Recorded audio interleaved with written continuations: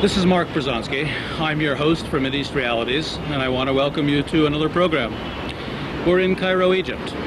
Cairo, one of the greatest and most important countries here in the Middle East, the largest of the Arab countries, and the first Arab country that in fact made a peace with Israel back in 1978. I first came here myself in 1971 as a student. The Russians were still here. Cab rides were 6 piastres, 6/10 of a pound. They are now between 5 and 10 pounds for Westerners. I then came here some years later. It was 1978. I was then a young journalist. I had just published a book for Congressional Quarterly called The U.S., Israel, Oil in the Middle East. And in fact, I was invited for 3 weeks to be a guest of the Egyptian government. I was hosted at the time by the Ministry of Information, and I was at the Sheraton Hotel, one of the luxury hotels that have been built in recent years. We're at the moment on the rooftop garden of the Carlton Hotel, which was the first hotel that I stayed in when I was a student, at the time hosted by the UN Association of Egypt. I came here as the representative of the international student movement for the UN. As I said, at that time the Russians were here. War with Israel was in the air. The idea of a Jewish American coming here was quite unheard of. In fact, I told everyone I was a Unitarian. And since that time, I've probably been to Egypt about 100 times. A lot has changed, a lot has stayed the same. The situation politically is quite different. The situation culturally and economically, in some ways different, in some ways very much the same. We're going to be joined by Mohammed Sid Ahmed, one of the leading Egyptian political commentators, in fact, one of the leading Arab world political commentators.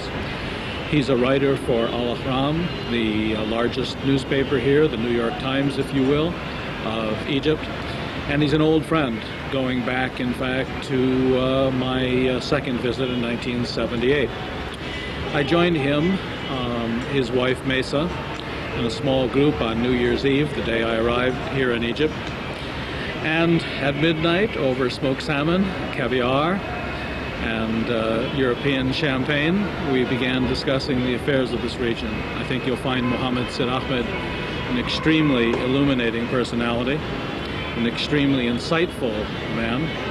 And in fact, you should know that in 1973, he wrote the book When the Guns Fall Silent, which was the first time a major Arab personality wrote about the possibility of peace with Israel. This peace that has come about, Camp David, and more recently the Oslo agreements, the Israeli PLO agreements, are not what Mohammed Sid Ahmed had in mind. He, I'm sure, will find much to criticize and much to explain in these understandings. So, once again, welcome to Mideast Realities. Thank you for tuning in. I hope you'll find this program as interesting as I have always found Mohammed Sid Ahmed. Mohammed Sid Ahmed, a friend of mine for many years, going back to the 70s, in fact, when you were my age, and now I'm your age. And we're going to be discussing the realities of the situation in the Middle East, the realities of the Israeli-Palestinian accommodation, the realities of what's happening here in Egypt and North Africa and throughout the Arab world. And we could have no better person to join us than Mohammed Sid Ahmed, who's well known throughout this region and, in fact, in the States as one of the premier political analysts of the events of this part of the world. Mohammed, thank you for joining us. Hello. You and I first met a few years after you had written a book called When the Guns Fall Silent. At the time, the guns were rather noisy, and the idea of talking about the guns falling silent was heretical. Now the guns have fallen silent, at least the guns that I think you were referring to. That's right. The guns other guns, states. Other the situation has changed now. The situation has changed a lot. We have not gone beyond the process yet, I think. The process is still that of conflict in the region. I know that the United States is very keen on the idea that peace is there, already there. I think that when President Clinton came for the first time as president to the Middle East a short time ago, his message was, now the frame of reference should be peace. And it is time for war on those which are perceived as the enemies of peace. In other words, peace and terrorism cannot be compatible. Arafat, for example, should take a very staunch stand towards Hamas because the Hamas people are terrorists. Egypt should take a very staunch stand towards Gaddafi because he's identified with terrorism. And of course, that has become, I think, for the United States, the frame of reference. In the region here, issues are much more complex. One would be questioning whether we are really having a situation of peace, because it will be difficult to have peace if there is not a minimum of parity between the parties, if there is not the feeling that, or it is not clear whether it's been a situation where all are getting something out of it, or that some are getting something out of it rather than the others. Let's get to specifics. Yasser Arafat, the Israelis, you were one of those who talked about two states a long time ago. You were one of those who talked about an accommodation with Israel.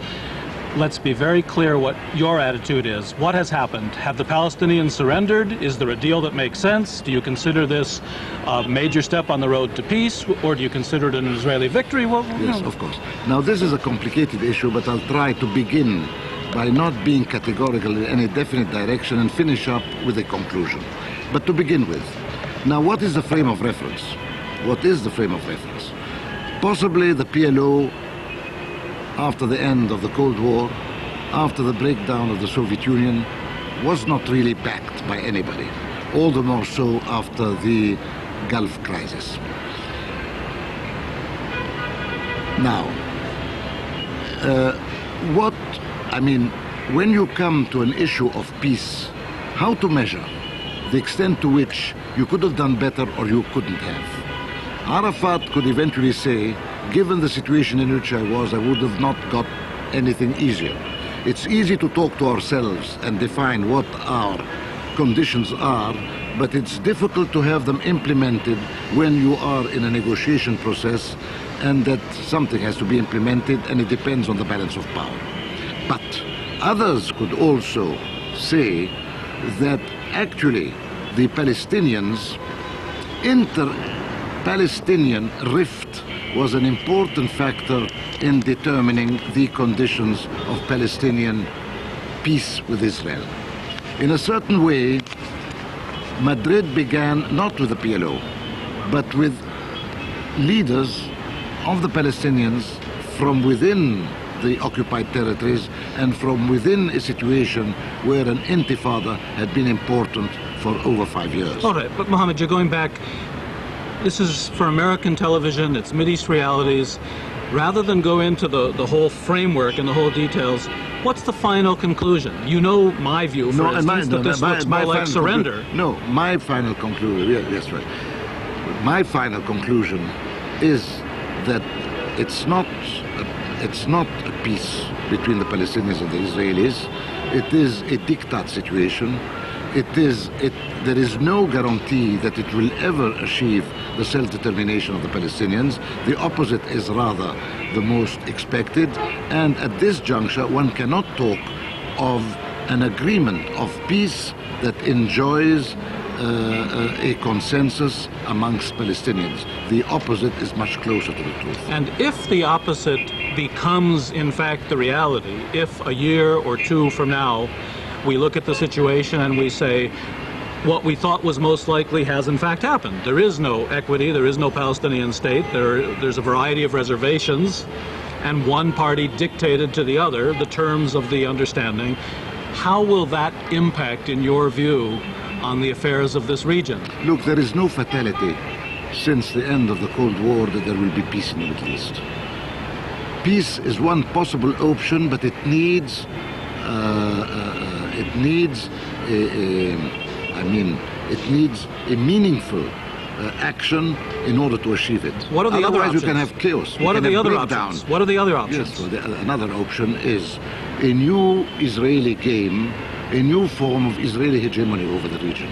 I mean, to put it very simply, what the Israeli government is now doing is to distort in a certain way the 242 resolution. 242 resolution talks of land for peace. Now we are talking of land for a Middle East market, actually. Peace is identified with the Middle East market. In other words, instead of Israel ensuring its security by means of occupied Arab territory, it is ensuring it by planting an economic presence all over the Arab world, business relations that guarantees a presence within the Arab communities and constitutes a guarantee for its security, not because it will be a mutual benefit for all, but it's first and before anything else as a guarantee of security for Israel. But it's not just security for Israel. Isn't it also security for the Hashemite regime, security for the Saudi regime, security for your regime, which is not very popular here in Egypt? Yes. Isn't that what this deal is all about? Yes. Consolidating the hold of these regimes on the region? Yes, in a certain way one could say that what has happened is a displacement of the contradictions in the area, not their elimination, not their overcoming. Instead of having contradictions between Arabs and Israelis, and that was called a war situation, now we have a peace situation where eventually Israel is playing the game of attracting one Arab party after the other into its own game, presenting it as if the contradictions have been overcome and displacing the contradictions into the Arab societies themselves, between the rulers and the peoples, between a situation where Israel appeals to regimes in order that that eventually become part of the North, in the new North-South confrontation, while the bulk of the Arab peoples are left out in the cold, out in the south. And doesn't that then bring about further polarization and further radicalization in these societies? Polarization, radicalization, and of course instability and no peace. So what we're talking about then, if I understand you, what you're saying, as opposed to what I've said before when we had lunch, while this is promoted as peace, and while the President of the United States comes here and talks about peace, the reality is that certain classes and certain political regimes are benefiting from this, but the people themselves are disenchanted, frustrated. Your own wife used the phrase when I got here on the first day, "We've been had." Now, she never really explained herself. I guess I just sort of assumed that That more or less something of this sort. But what I mean to say is... What does "we've been had" mean? Yes, well, they've got us. They've trapped us. And who's they? They is the Americans and the Israelis. Plus? And yes, and perhaps also the establishment all over the region. There is no doubt about that. I mean, what we do have at this junction is a situation where... It's all right, please. What we do have all over the region is a situation where it's a typical, I think, situation of the North-South dilemma. I mean, since the Cold War, since the New World Order, the so-called New World Order, since then the assumption was that we had overcome bipolarity. Bipolarity was East-West, and it's overcome. Now we know it's not true. Bipolarity is otherwise, it's North-South. And in the Arab-Israeli conflict too, it's a North-South issue. The difference now, between now and before, is that the assumption was that the North was Israeli and the rest was rather part of the South. Now, in the name of peace, that Israel and many of the regimes throughout the region become an integrated North, or an integrated part that would dream to become part of the North, while on the other hand, the bulk of the populations of the area are left out in the cold. My name's Mark. constitute My name's Mark Brzezinski. You're listening. You're watching Mideast Realities, and we're here in Cairo, Egypt, on the roof garden of the Carlton Hotel in downtown Egypt with Mohammed Said Ahmed, one of the premier political analysts of the affairs of this part of the world, who happens also to be a longtime friend of mine. You mentioned the New World Order, Mohammed, a phrase that George Bush brought forward to help explain what we were doing by destroying Iraq just a few years ago now. That war with Iraq has had ramifications that most Americans don't understand. You, as an Egyptian intellectual, as an Arab intellectual, looking back on that war, which led to Madrid, which led to the agreements, and which, of course, is still polarizing this region. You still can't have an Arab summit meeting because the Arab countries are too divided. Can you try to put this quickly into a perspective that Americans can understand? What has happened here, and what was that war all about? Was it really about Kuwait and the Emir? No, it was about Kuwait insofar as Kuwait is a rich oil country. It was mainly, you see, I think that there was an initial problem in it, and then how America took advantage of that initial problem. There has always been divisions within the Arab nation and in the Arab world. One of them is a division I call between the yellow and the green. The green is the cultivated part of the Arab land. It is the part around Israel. It is the part where there has been confrontation and conflict for a long time. It's the part where there's been the Central Arab countries. Then there was the yellow. That's the desert where oil was discovered, or most of the oil is. And as such, the part confronting Israel got exhausted, while the part far away, green, the yellow, became rich. This has created a permanent problem throughout the Arab world, between Arab regimes. In a certain way, the issue of Kuwait, and after the war between Iraq and Iran, after Iraq's exhaustion and its will to project itself as the victorious party in that war, out of this came this attempt at invading Kuwait. Of course, certain historical issues could be brought up about this, but anyhow, irrespective, invading Kuwait. And of course, America took advantage of this situation. Number one. And didn't the Israelis and the Americans jointly take advantage of it? I mean, well, isn't this first a of all, war? it's a global issue first that the Israelis helped. But the global issue is that oil in the Gulf area is not authorized to be vulnerable. It has to be taken care of by the superpowers and by America first of all. And America knew very well that in the post-bipolar world, in a multipolar world of tomorrow, if Europe becomes an entity, if Japan becomes an entry, oil is a very important key for a long time to come. So much will depend upon the country that holds the area. So as such, the Americans looked for legitimacy to intervene in this war. In a certain way, Egypt offered them this legitimacy. And why did Egypt do that? Why did Egypt do that? Because, first of all, Egypt was against Iraq on that issue. Egypt does not want a conflict with the Arab oil-rich countries, and Egypt, since a long time, since its peace treaty with Israel, has always adopted a policy that was within the general American outlook to what the world should be. But at the end of the day, after all the explanations, after all the hubbub, after all the diplomatic statements, yes. Didn't Hosni Mubarak and his government do what they did by legitimizing the American-Israeli war to destroy Baghdad and Not Iraq? Exactly, no. Didn't they do it because, number one, this government is dependent on the United States to stay in power? Dependent that this government is strongly linked to the United States, that this government is dependent on the United States for a lot of things, yes. Okay, you phrase it slightly differently, yes. Fine. No, I don't phrase it, I'm not phrasing it differently, but it is wrong to say that this country or this leadership wanted the destruction of Baghdad. Well, if they didn't want it, they sure contributed to it. No, they did not contribute to that part of the war, and in a certain way, even Bush didn't want to take over Baghdad because he was interested in having Saddam remain in power because he didn't want.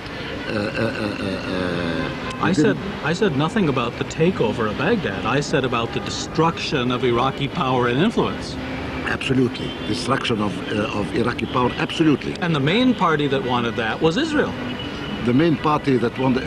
Look, I mean, no doubt that Israel wants the destruction of Iraq and the destruction of Iran, and the destruction of any recalcitrant Arab parties against Israel in the region, and any that is obvious. But where did Egypt stand? Egypt understands that the breakdown of Iraq and a dismantling of Iraq could expose the whole Arab area to the Iranians and to the Islamic upsurge much more. Fair enough. So you stop short. You defang Iraq. You take away Iraq before the war. Was the premier Arab power here on the rise, culturally, economically, after Egypt? No, after Egypt? Because it had been exhausted by 10 years of war with Iran. It was a totally exhausted country at that juncture. And one reason why it had to go into Kuwait was to grab Kuwait's money. So the issue is, it is not true that Iraq was a rising star. Well, to grab Kuwait's money, except that the Kuwaitis and the Saudis had been encouraging the Iraqis to attack Iran. And had been promising they were going to finance the war. The war against Iran, when Iraq... Ah, yes, of course, they financed the war against Iran quite a bit. And then after they promised much more. And they promised all kinds of help to Iran. As long as the war was against Iran, not against Kuwait. Yes. Because against Kuwait, it's against themselves. I mean, all these countries, look, you see, I mean... But my point is, at the end of the day, it gets very convoluted. Aren't we dealing with a region that is being manipulated by the Americans and derivatively by the Israelis, keeping the Arab parties fighting each other, keeping one group against another? Absolutely. I mean, when it comes to that, I said it a moment ago, I said what we have witnessed is not an elimination of the contradictions in the region, it is a displacement of this contradiction. The most acute contradiction in the region now are between the Arabs themselves, not only Arab peoples and Arab regimes, but even Arab regimes. The peace process has been the elimination of contradictions between Arab regimes and Israel into becoming contradictions within the Arab world itself. Even if there are contradictions inside the Israeli society, and there are, but one way to have these contradictions overcome inside Israel is to make them all the deeper on the other side. So there is no question of a peace process here. It's not a question of coming to a situation where peace is meant to project the idea of harmony, the idea of overcoming contradictions. On the contrary, we are having them displaced from one place into another, even as a means to overcome the contradictions when it comes to Israel or between Israelis and other Western powers, etc. And does this begin to explain what's happening in North Africa, where you have an Islamic revolution that seems about to take power in Algeria, and even in the few days that I'm here, 11 police were killed through Islamic hit squads and assassination squads in Upper Egypt. You've got security in Egypt that's much tighter and much different than what I used to experience 10, 12 years ago when I came here. There is no doubt that now there is a challenge to all Arab societies coming out of a movement which attributes itself to religion, but I would attribute it rather to a form of ideology.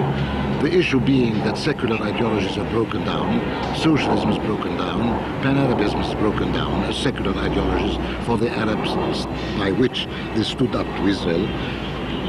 So this radical variant of Islam has taken over instead as an expression of dissent and an expression of a way of saying no. So this is true for all over the region. Of course, the situation in Algeria is not exactly the situation in Egypt. Algeria has not had a state for a long time in its history. Egypt has had the oldest state on earth. Is what you're saying that these political agreements with the Israelis and with the Americans, the war against Iraq, that all of this has humiliated many people in this part of the world, made them ashamed of their own governments, ashamed of what's happened to them, and the reaction in some cases takes the form of Islamic nationalism? Yes, if you like. I mean, what is actually happening now, the peace has not created what the objective of peace was. It is not a situation where everybody gets something out. It is not an improved situation for everybody. It's an improved situation for Israel. It is perhaps not all Israelis are aware of it. There are critics of the peace process in Israel itself, but grosso modo, Israel now has linkages with most of Arab countries. It's no longer in a Middle East ghetto. It is just the opposite. It is today, it could project the image that it has never been as victorious as it has become. The Arabs are told that they're not defeated, but they feel that they are. It is only those with vested interests in projecting the image that they are not defeated that would say so.